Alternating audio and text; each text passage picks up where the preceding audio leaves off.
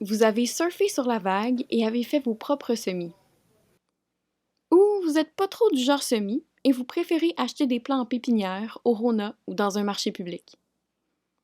Quelle que soit votre préférence, décider de dédier un petit coin extérieur à la culture était le bon choix. Bienvenue dans le club des passionnés des plantes. La décision de s'investir au jardin promet un été bien rempli, pandémie ou pas pandémie. À part de faire passer le temps en ziotant les plantes des gens qui habitent en Californie, est-ce qu'il y a des choses à faire pour calmer votre démangeaison du jardinage? Évidemment! J'ai une suggestion d'exercice qui vous aidera à planter au bon endroit pour que vos végétaux s'épanouissent pleinement. J'ai quelques années de jardinage derrière le t-shirt. Un des détails qui m'a aidé dans le passé était d'être particulièrement rigide sur l'ensoleillement. L'ensoleillement, le mot est assez explicite, ça signifie le nombre d'heures de soleil dont la plante a besoin. Quand je respecte ça, tout va bien et la plante fait ce que je veux qu'elle fasse. Un foisonnement de fleurs, des feuilles d'un vert riche qui jaunissent pas, une croissance vigoureuse. C'est important de respecter l'ensoleillement recommandé parce que ça mimique les conditions de vie de la plante à l'état naturel. Une plante d'ombre ne se ressemblera probablement pas par elle-même au gros soleil dans la nature. Pour que la plante atteigne son plein potentiel, il vaut mieux respecter ses préférences environnementales. Les besoins en ensoleillement se répertorient généralement en 3 ou 4 catégories. Plein soleil, minimum de 6 heures, mi-soleil, 3 à 6 heures, ou ombre, 3 heures ou moins d'ensoleillement. On parle aussi parfois de mi-ombre, ça veut dire 3 à 6 heures avec un soleil intermittent, par exemple un peu caché par un arbre pas trop touffu. Il ne devrait pas avoir trop de soleil direct sur les plantes mi-ombre. Vous avez acheté des graines? L'ensoleillement va probablement être inscrit sur le sac. Sinon, hop, un petit tour sur le site web du semencier et l'information devrait s'y trouver en quelque part.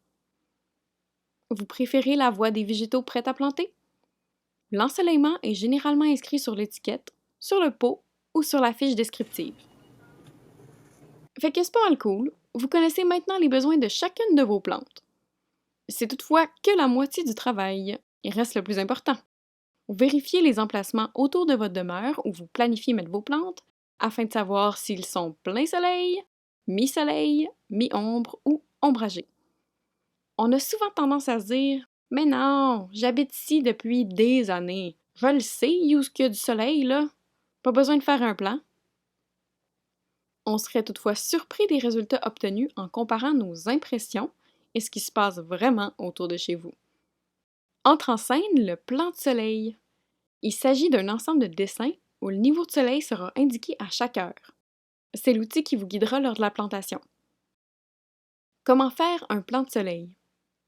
Tracez un schéma grossier de tous les endroits convoités. Laissez-y les éléments fixes, par exemple un arbre, un buisson, une remise, un barbecue. J'ai personnellement séparé mon schéma en 3, en avant, en arrière et sur le côté de la maison. Mais vous pourriez faire juste un gros bloc et tout y inscrire. Je trouvais juste ça plus simple comme ça. Si vous êtes en appart ou en condo et vous avez 2 balcons, je vous recommande aussi de scinder le schéma en 2. Reproduisez ce schéma 14 fois. Ça couvrira les heures de 6 heures à 20 heures. Vous pourriez aussi le faire à l'ordi et imprimer ce plan 14 fois. Je préfère le faire à la main. C'est la partie longue et un peu répétitive, mais c'est vaguement méditatif comme activité. Ça me permet d'écouter le dernier épisode de Gardener's World en même temps. Monty Don fait toujours passer le temps plus vite. Vous pouvez aussi faire le schéma 15 fois, comme le soleil se lève à genre 5 heures du matin au milieu de l'été, mais je refuse de me lever à cette heure-là juste pour faire un plan de soleil. Nope! Anyway, c'est pas une heure dans ma journée qui va faire une grosse différence sur mon plan. Inscrivez les heures en haut, de 6 heures du matin jusqu'à 8 heures du soir, puis remplissez les cases à chaque heure avec une légende qui vous convient. J'ai opté pour blanc égale plein soleil, ligne horizontale mi-ombre et hachuré full ombre. Qu'est-ce que c'est du soleil, mi-ombre et ombre? Comment on les sépare?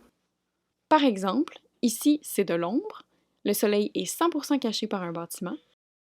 Ici c'est du mi-ombre, le soleil est partiellement caché par un arbre, mais on voit quelques spots de lumière au sol. Et ici, c'est du soleil. Prenez une journée où le soleil est franc et éblouissant. Vous aurez ainsi beaucoup plus de facilité à faire la distinction entre les différents types d'ensoleillement. Une journée de congé ou pas trop occupée et vous pourrez compléter le plan de soleil d'un trait. Mettez-vous des alarmes à toutes les heures pour être certain de remplir à intervalles fixes. J'ai pas une très bonne horloge interne. C'est assuré que j'oublie de remplir le schéma à toutes les heures sans alarme. Vous avez oublié une heure? Vous êtes occupé et vous pouvez pas vous permettre de vous lever à toutes les heures pour faire ça? Pas de trouble.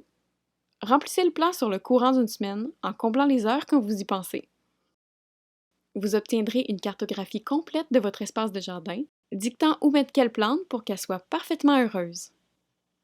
Cette activité semble un peu laborieuse, mais un ensoleillement approprié fait toute la différence. Le soleil ne changera pas sa trajectoire au cours des ans. Vous pourrez ainsi utiliser votre plan de soleil pour les années à venir, tant qu'une tour à condo ne pousse pas soudainement à côté de chez vous. Allez-y, sortez votre personnalité type A, votre petit côté bien organisé, là, puis préparez votre plan de soleil. On se prévoit les mains dans terre, guys. Bye!